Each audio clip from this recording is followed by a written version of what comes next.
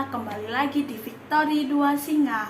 Untuk video kali ini aku akan membahas atau memberikan tips bagaimana kita cara menangani pelanggan yang sulit untuk ditangani. Kalau kalian semua ingin tahu, tonton terus video ini sampai habis ya.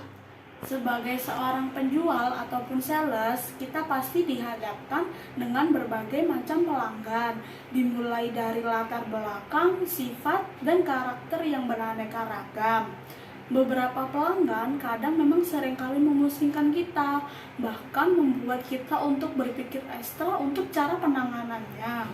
Dimulai dari pelanggan yang cerewet, tidak sabaran, berkata kasar, dan banyak macam lagi. Namun, hal itu tetap bisa kita atasi ya. Oleh karena itu, di sini aku bakal kasih tahu 7 tips cara untuk mengatasi pelanggan yang sulit untuk dihadapi. Yang pertama, memiliki sifat mental yang benar. Ketika kita menghadapi pelanggan yang sulit, hal pertama yang harus kita lakukan adalah menenangkan diri kita dengan cara beri beberapa detik untuk kita mengambil nafas dan merilekskan diri kita. Serta ingatkan pada diri kita bahwa pelanggan tidak bermaksud marah terhadap kita.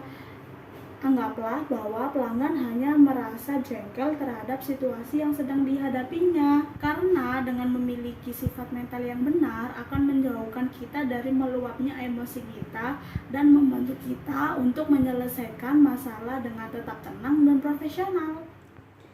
Yang kedua, dengarkan dan tunjukkan empati kita. Keluh kesah pelanggan memang kadang seringkali terasa membosankan ya, apalagi kalau keluh kesah diwarnai dengan amarah dan emosi. Jika bisa memilih, pasti kita akan memilih untuk mengabaikan dan meninggalkan pelanggan tersebut. Namun, disinilah kita harus menjadi pendengar yang baik untuk pelanggan. Usahakan jangan memotong pembicaraan pelanggan ataupun menyela perkataan pelanggan dan menyangkalnya. Dan yang paling penting, kita harus bisa memposisikan diri kita di posisi pelanggan ya.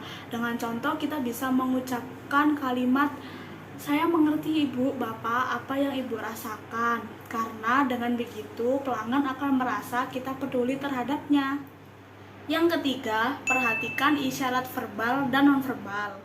Hal-hal yang kita katakan dapat mempengaruhi hasil interaksi kita terhadap pelanggan ya, menunjukkan sifat bosan, malas, dan bahkan kita emosi hanya akan memperkeruh suasana atau masalah. Maka dari itu, kita harus berhati-hati ya terhadap perkataan kita maupun bahasa tubuh kita.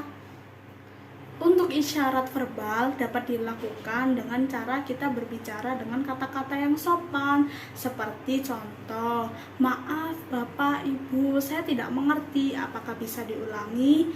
Ataupun dengan, "Maaf Ibu, bolehkah saya meminta waktunya agar saya dapat memeriksa kembali?" Dan yang terakhir, bisa seperti, "Terima kasih Ibu Bapak telah menunggu." Untuk isyarat nonverbal dapat dilakukan dengan bahasa tubuh ya, seperti kita tetap melakukan kontak mata dengan customer saat berbicara, dan kita boleh sesekali menganggukkan kepala saat kita berbicara dengan customer. Yang tidak boleh kita lakukan adalah kita tidak boleh mengepalkan tangan atau menyilangkan tangan saat kita berbicara dengan customer, karena hanya akan memperburuk suasana hati customer atau pelanggan. Yang keempat, sampaikan yang bisa atau tidak bisa kita lakukan. Saat merasa kesal, pelanggan akan mengharapkan jalan keluar yang terbaik untuk masalahnya. Oleh karena itu, saat kita memberikan penyelesaian masalah, sebaiknya kita lakukan secara terbuka ya. Katakan apa yang bisa dan tidak bisa kita lakukan kepada pelanggan. Meskipun di akhir pelanggan akan merasa sedikit kecewa, setidaknya kita sudah melakukannya dengan jujur dan realita. Yang kelima, bertindak cepat. Jika kita dapat menyelesaikan masalah dengan cepat, kita akan mendapat 2 keuntungan ya.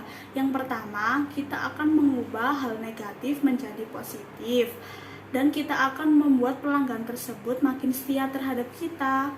Dan yang kedua, jika kita menyelesaikan permasalahan dengan cepat, kita akan menghindari masalah tersebut menjadi masalah yang besar. Yang keenam adalah meminta maaf. Saat pelanggan merasa kita meminta maaf dengan sungguh-sungguh, biasanya hal ini akan bisa menetralkan situasi. Oleh karena itu, yang perlu kita lakukan hanyalah meminta maaf dan kita menunjukkan bahwa kita menyesal atas ketidaknyamanan yang dihadapi oleh pelanggan. Yang ketujuh atau yang terakhir adalah mengucapkan terima kasih. Jangan lupa memberikan reward kepada pelanggan ya, meskipun hanya kata terima kasih. Karena dengan kata terima kasih, pelanggan akan merasa kita menghargainya. Hal ini juga akan memberikan nilai positif penjual atau sales di mata pelanggan. Sekian tips yang aku berikan untuk kalian, semoga bermanfaat ya untuk kalian semua. Jangan lupa like, komen, subscribe, dan share video ini ke teman-teman kalian. Tunggu video aku selanjutnya ya. Dadah!